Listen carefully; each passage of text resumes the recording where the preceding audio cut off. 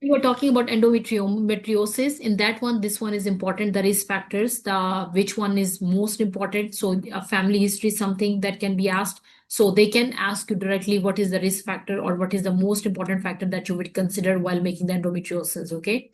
Same goes for adenomyosis. So if those risk factors are not there, so keep whenever, even these risk factors can help you to make a diagnosis a lot easier. So they can give you a very heavy bleeding patient came to you.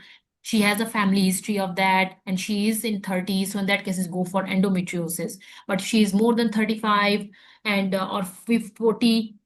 So in that case, go for adenomyosis. So it can help you with the age factor, what could be linked with which one. Then you have to start with iron analgesics, Mirena, USCHC, GnRH agonist, and then danazol.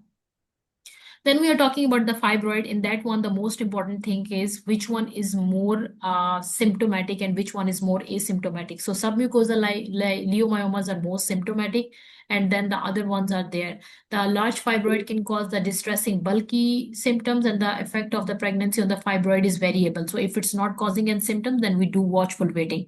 And then in that pregnancy cases, along with delivery, if a patient is wished to do a surgery for fibroid, we do along with that one. Okay, like after cesarean delivery, we can go for this one.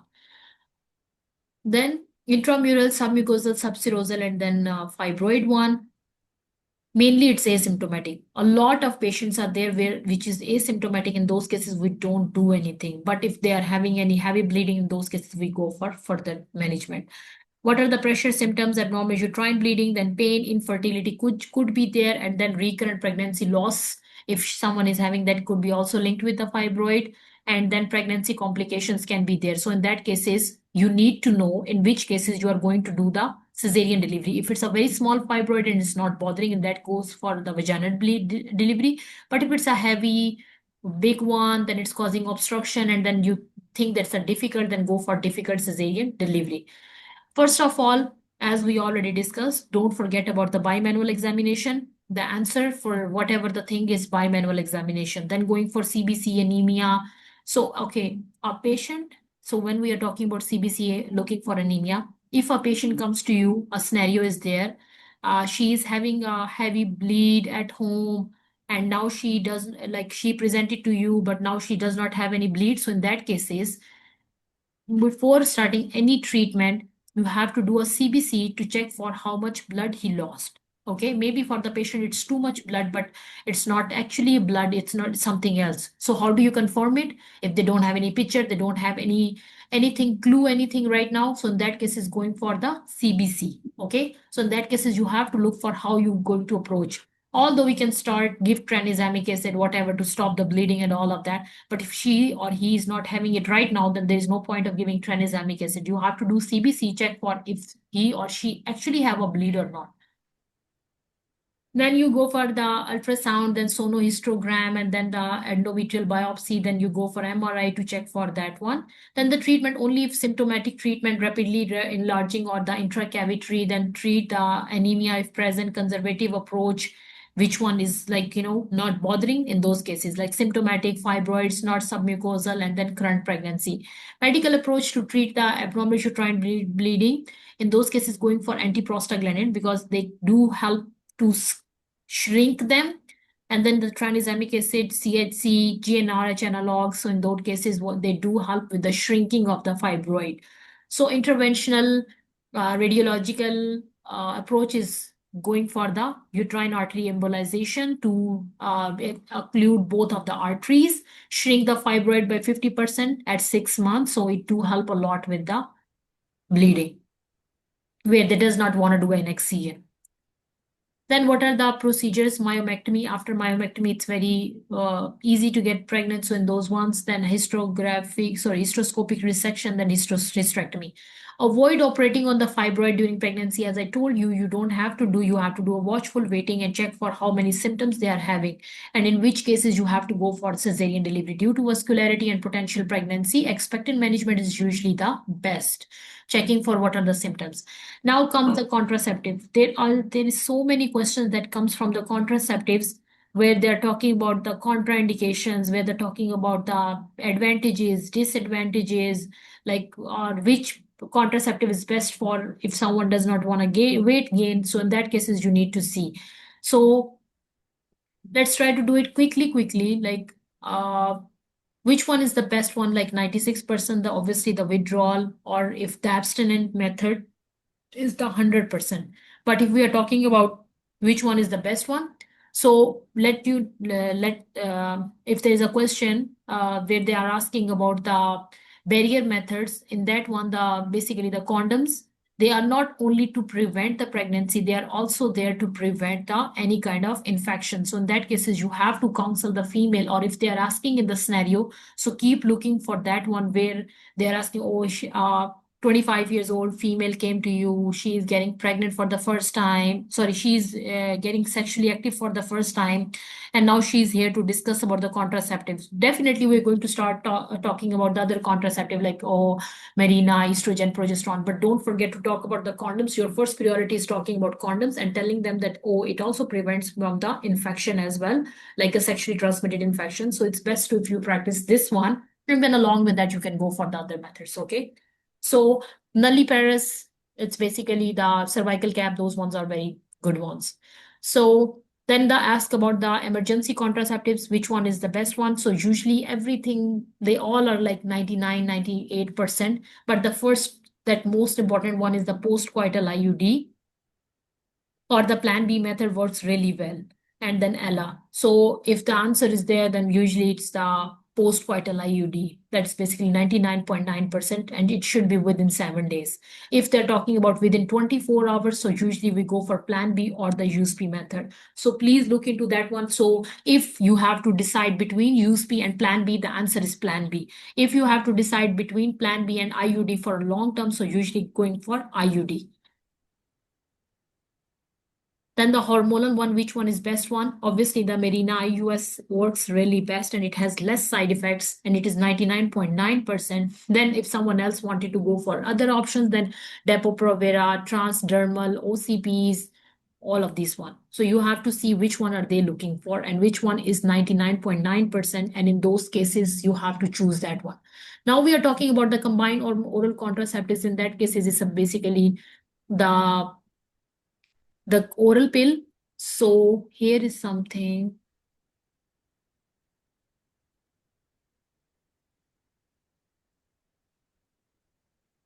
So in the estrogen, it's basically suppress the FSH hormone. The progesterone works for the LH surge. So usually they work for both of the cycle. So if you can see here, have the same amount of the progesterone throughout the cycle, while triphasic have a varying amount of the progesterone throughout the cycle. So it's a very good method, very easy to use, but at the same time, the compliance is very inefficient. So in that case, is check for whatever this one. So if she's a patient who cannot do compliance, so in that cases, don't choose COCPs. They will tell you that, oh, she's a very forgetful, she forgets, often forgets to take her medication. So in that case, is what is her best choice. Now we are talking about the transdermal. In the transdermal is as effective in preventing the pregnancy like 99% and may be effective in the woman more than 90 kg. So if they're talking an obese female or she's like, a little bit overweight, in that case is which one is best for her? The transdermal one. So you have to see the words they are looking or putting here, and on the base of that, you have to choose the answer. So it can be asked a female, she is 120 kilogram, or she is very obese. So now she's here to discuss the contraceptive. In that case, is which one is best for her? So it's transdermal. Now we are talking about the contraceptive ring. In that case, is if the patient is coming to you asking about, she has very high amount of having vaginal discharge, or she often gets yeast infection, bacterial vaginosis, in those cases, this one is contraindicated for her because it can cause side effects like that.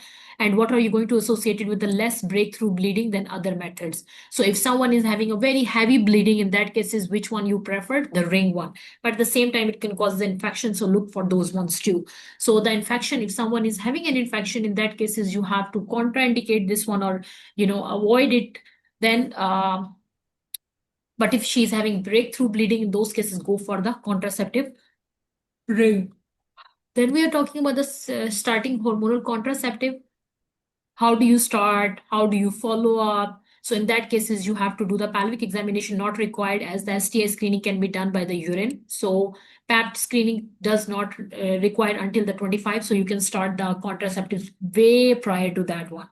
Can be start at any age during the cycle, but ideally within 5, and then you can go for that one. How you're going to do is basically the main important thing is follow up for 3 months. So usually that's why we give the contraceptive with two refills, like one for this month and then two further refills.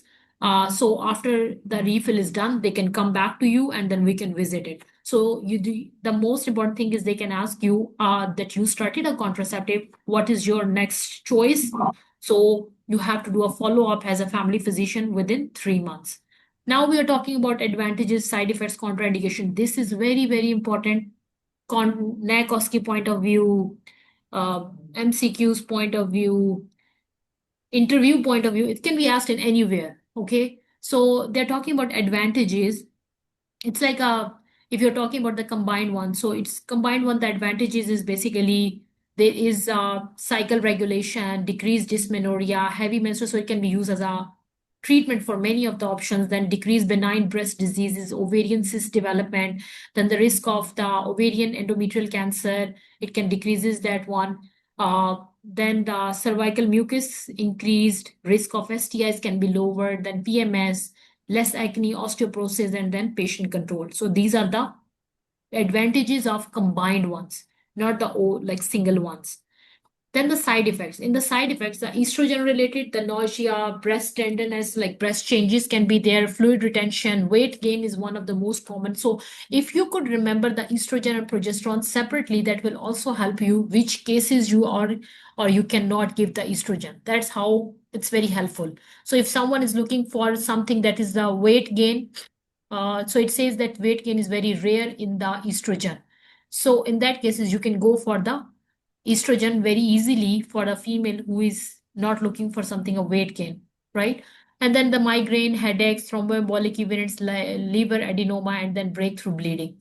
But in the progesterone, there is amenorrhea, breakthrough bleeding, headaches, breast tenderness could be there, increased appetite, decreased libido, mood changes, HTN, acne, and hirsutism could be there.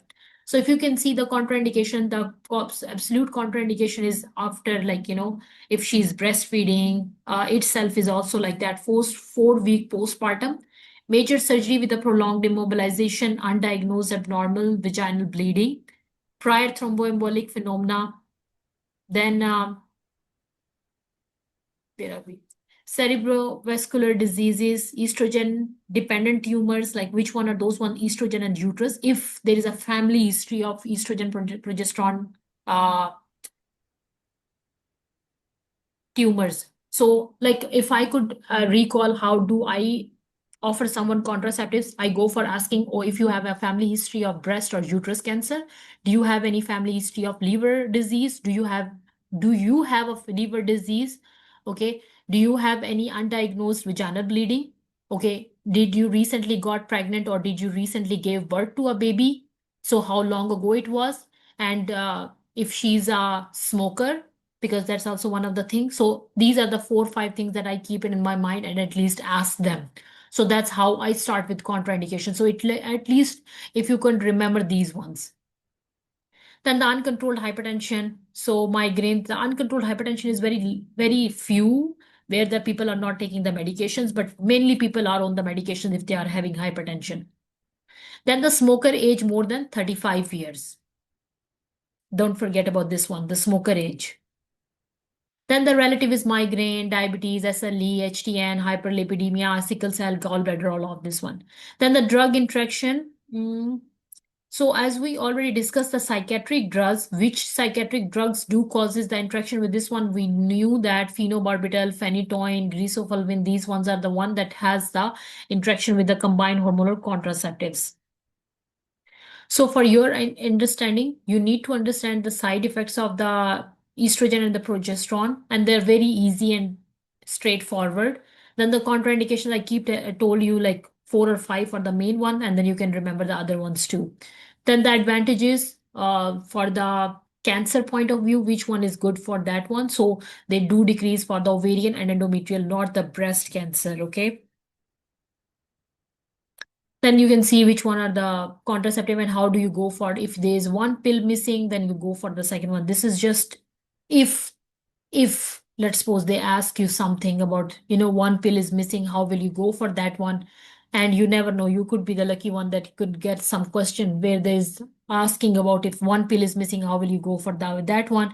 If there is two pill missing, how you're going to go for that one? If there is more than three pill missing, then you have to start a new pack and take emergency contraceptive as well.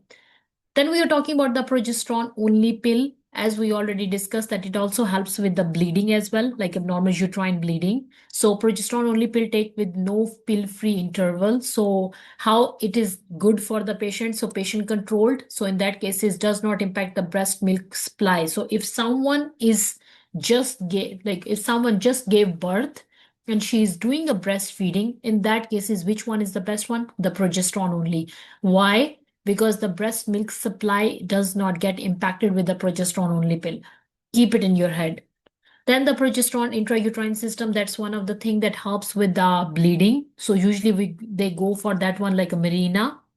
The advantages is basically it's convenient, minimal side effects, no supply. So many females usually prefer this system, the progesterone intrauterine. It do helps, like once you remove it, can get back to pregnant right away and all of those ones.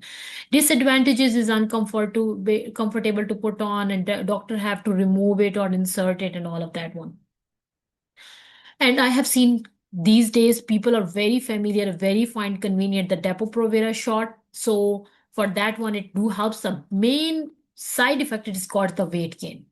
So do counsel about this one. And then we are talking about the weight gain. So this is not an option for the female who are weight gain, who does not want to get weight gain, sorry. Decrease the bone density, and then infertility may take up to 1 to 2 years. Then Nexplanon, this is also one of the things that can be very uncomfortable to put on because like a minor procedure on the thing. So does not affect the breast milk and do not have to put something in the uterus, good bleeding and all of that one. But it do have the side effect, which is basically breakthrough bleeding and weight gain. So if the patient is having anemia, this is not an option for them. Now we are already talked about the progesterone side effects, so you can see what does it cause. So the patient who does not want to weight gain, the option progesterone is not for them. It can be asked in the scenario where the patient is having a weight changes or she does not want to weight gain, especially the young females. But still, I saw so many young females, they go for depot shots. And in school, I think they do prefer the depot shots. So I see a lot of females getting depot shot, although it causes the weight gain. So still people do prefer this one because it's very convenient. Every 3 months you have to get the shot. So then the indication does not affect the breast milk supply, contraindications, thromboembolic phenomena. What are those are the contraindications for the combined one. So in that case, is go for this one. Then estrogen, if someone has a problem with estrogen, then going for the progesterone. Mechanism of action, you don't need to know into very detail. Then side effects, breast tenderness could be there, mood changes, ovarian, acne, oily skin, and hirsutism. Contraindication is breast cancer, suspected pregnancy, undiagnosed bleeding, liver. So we already discussed these ones. But for your idea, if someone is going for the depot shot, we usually don't check for the high blood pressure, and usually don't go for the smoking history, and we usually don't, like if someone is having thromboembolic phenomena, in those cases we can go for progesterone. Just for your understanding, because it can be asked in the scenario where their female is having thromboembolic phenomena, which contraceptive is best for them. So for them, it's the progesterone only contraceptive. That's really works good for them.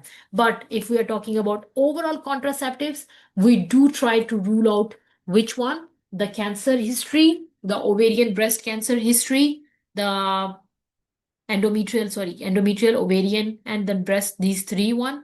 And then the suspected pregnancy, vaginal bleeding, because before starting any contraceptive, don't forget to do the pregnancy test, like a PT test.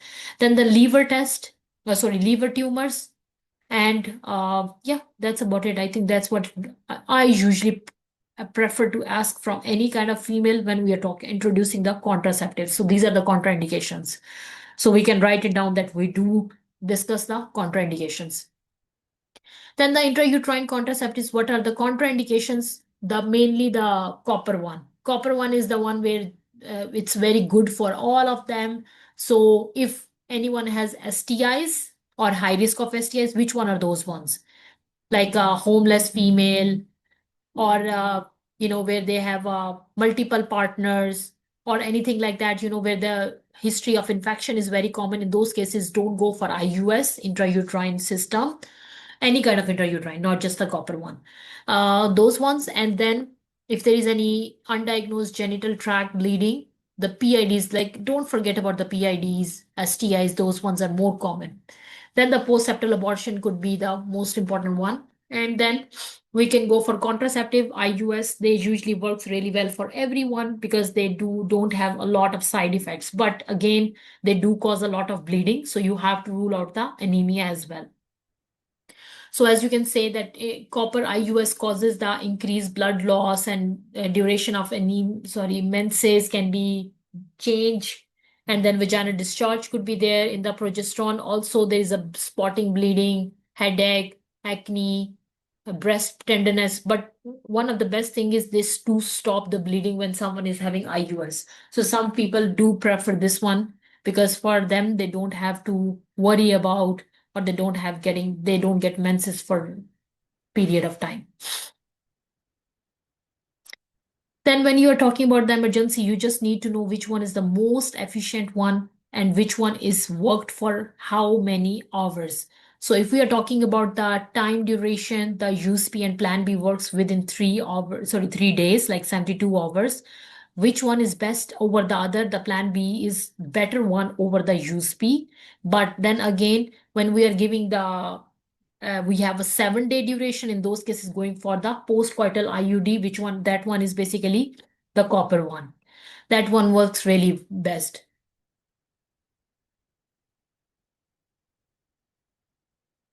So you have to do a 3 to 4 week follow-up post-term, so just to confirm that one. When they were talking or introducing any kind of contraceptive, it's an emergency, it's a long-term, or whatever it is, don't forget to do the pregnancy test. It can be asked in your scenario where they ask you what would you like to rule out before starting any contraceptive, although it start makes sense to you.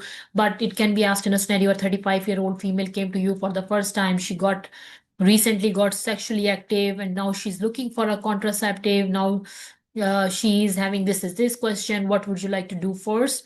So make sure to check for the pregnancy and then counsel about whatever it is. So for weight gain, what's the option? For breakthrough bleed, what is the answer? For acne, what is the best contraceptive? So based on whatever their choice is or what they have given in the scenario, oh, she is having a lot of acne, in that case is what will you introduce? Okay. So then comes the termination of the pregnancy, patient desire, and end of the pregnancy. So there is no law, even if a patient comes at the third trimester and wanted to end a pregnancy, so you have to follow her wishes. Okay, if you are not comfortable in that cases, you have to refer the patient. A gold standard, so going directly to this one, method of the induced abortion. A medical is basically gold standard up to 9 week. So for the medical, we go for up to 9 week. Which one are those ones? Mifepristone or misoprostol. That helps with the uh, medical pregnancy. Medical abortion. Must also use the misoprostol alone or methotrexate and misoprostol. Good follow-up in that case is go for dilation and curettage. Then the side effects is bleeding, pain, and all of nausea, diarrhea, and chills. Contraindication is ectopic pregnancy. You don't in ectopic pregnancy, don't go for that one medical abortion. In that one, you have to look for and confirm that one. So then the adrenal failure, in those cases, we don't go for that one. Or if you are not confirmed if it's a 9 week or not. Then between 14 to 24 week, either go for medical abortion. Along with that, there is an induction of labor as well. So just for your idea, up to 9 week, like it's like a first trimester, go for medical abortion. If it's a second trimester after 14 week, we go for medical along with induction of labor. Usually after 14, we do start the surgical one. Okay. So the word 14, you can remember between 9 to 14, you can go for the medical abortion. Okay. So is an option wherever there is like 24 week, you have to go for the induction of labor. So that you can see less than 14 week, manual vacuum aspiration can be done up to 12 week. Then aspiration and curettage is done. 14 to 24 week dilation and evacuation is done. DNC. So pain and discomfort could be there. Any very rest there is any complications. Okay. Counseling. Now, whenever we are talking about any kind of pregnancy, end of pregnancy, abortion is done, contraceptives we are talking about. So don't forget about the family planning. Okay. Offer future contraceptives and family planning services and ensure a follow-up. Follow-up should be within 1 month to see. In the case of abortion, the follow-up is basically within 1 or 2 weeks, whatever is convenient for them. Then pregnancy related complication, the first and second trimester bleeding. So I think we already discussed this one. You have to make sure that you do the serial beta HCG. The answer is not beta HCG, it's a serial beta HCG to confirm that the pregnancy is going well and how much it is bothering or how much is the problem going on. Then the ultrasound, CBC group and screen to check for what's going on. Then the IV resuscitation for the hemorrhagic shock and treat the underlying cause. So when we are looking at the side, the first trimester bleeding is vaginal bleeding within first 12 week. Second trimester bleeding is 12 to 20 week. So in that cases, you have to see what's going on and if the continuing of the pregnancy is more better or termination of the pregnancy is better. Every woman of the childbearing age presented to ER with abdominal or pelvic pain should have beta HCG measured. So from abortions will start tomorrow. There is something. Here, let me just finish up.